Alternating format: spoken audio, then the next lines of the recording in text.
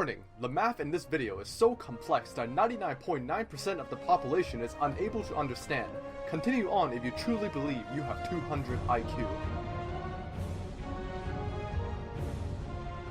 Greetings, you magnificent shitters. Allow me to enlighten you monkey mans with my grand wisdom in this very good guide on tree farming and analysis of shaking. This is a math-based video, so it will be absent of any relevant humor. Basically, it's a Big Bang Theory episode.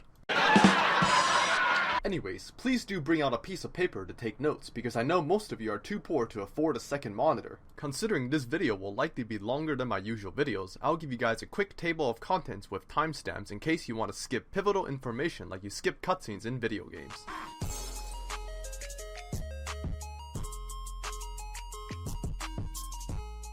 Let me quickly explain my trial run. I used the triple trees at Birchfield and shook them 100 times in total. I kept shaking the tree until I encountered Pokemon that recorded down what happened. This is not the end-all be-all of trials, but through that, I was able to get some insights about drop chances that I am going to share with you. Note, all of these trees have a chance of dropping leftovers.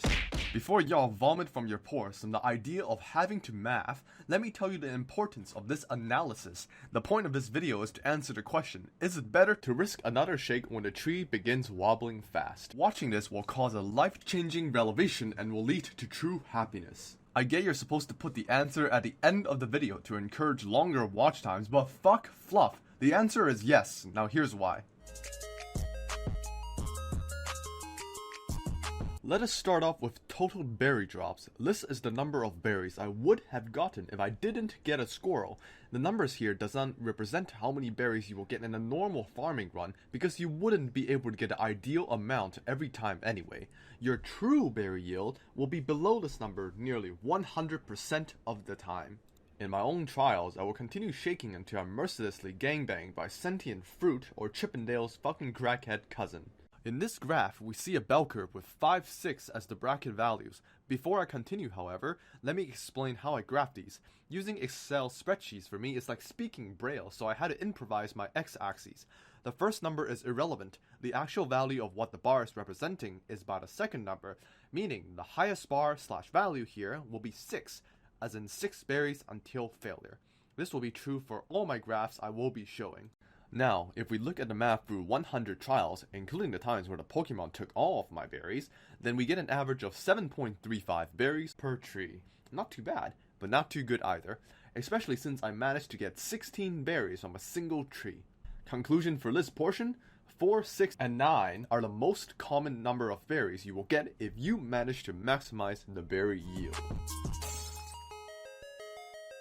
The next part is total shakes. What I mean by this is how many times I was able to click shake it more before my harvest was abruptly ended. This is combined with fast shakes, which I will get into the next section.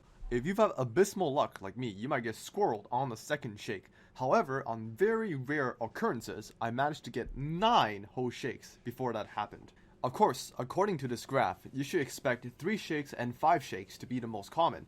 This means encountering Pokemon on the shake, meaning in these occurrences I was attacked the moment I shook the tree the 3rd or 5th time. Conclusion, when you shake trees, you can expect 2 to 4 shake as the average before you lose berries.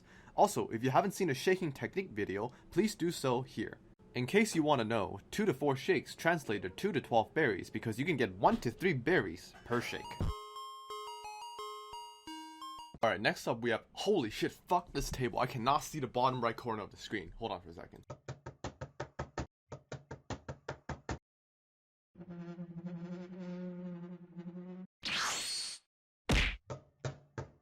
I really couldn't be bothered to animate walking again, so I just teleported instead. Anyways, I wanted to make an independent portion for fast shakes, because it's the step you have to reach if you are going to get attacked. Sometimes you can reach the stage after the first shake, but sometimes you can get away with shaking the tree 6 times before reaching here. What happens when you do this? A lot of people say that you can shake the tree one more time 100% of the time before you get shat on. Wrong. Out of 100 trials, I was attacked 13 times the first time I shook the tree in the fast shake stage. This means you have an 87% chance to get away with shaking the tree one more time at this stage. Is it worth risking? Yes, but I'll get to that later. Now, what about the other percentages? If each shake is independent from the previous, then you have a 28.7% chance to get away with shaking the tree a second time after the first. This means that 61.3% of the time, you will fail. However, if you were to shake the tree a third time, you only have a 4% chance to get away with it after the second. Basically, 87% chance to shake it once the fast shake stage appears, then 28.7% chance to get away once you got to the second fast shake, then only 4% chance to get away with the third. It's a 0% chance basically because I've not been able to reach the fourth fast shake.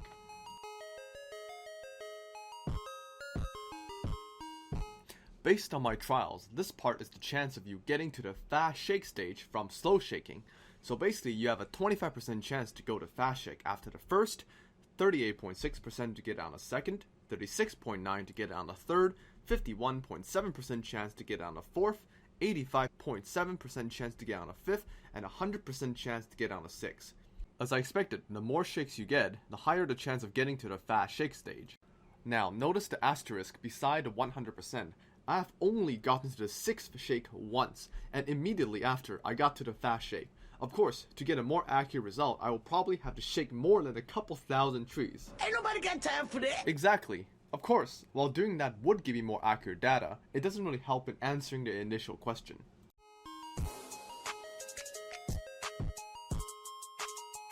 Yet another piece of RNG to join this fuckfest of numbers. When you actually fail your shake, surrounding Pokemon will usually take just one type of berry.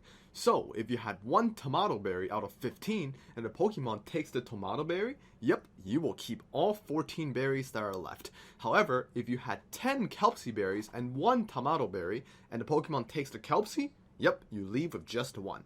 That's not the only thing though. Every time you fail, there's a 16% chance that all your berries will disappear. Continuing on, every time you shake a tree, it will drop 1 to 3 berries. This means it is mathematically possible to get 24 berries from a single tree, but the chances of getting that is so small, like your dick, that it might as well not exist. Even though I shook 100 trees, I actually shook 379 times in total.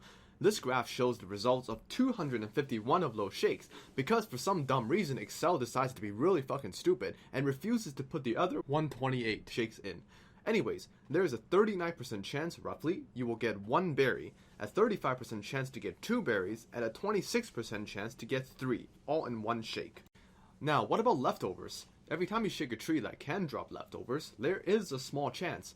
From the 379 shakes, I was able to get 6 leftovers, meaning there is a 1.6% chance of getting it. Remember, these are my numbers, not data mine Nintendo bullshit or whatever.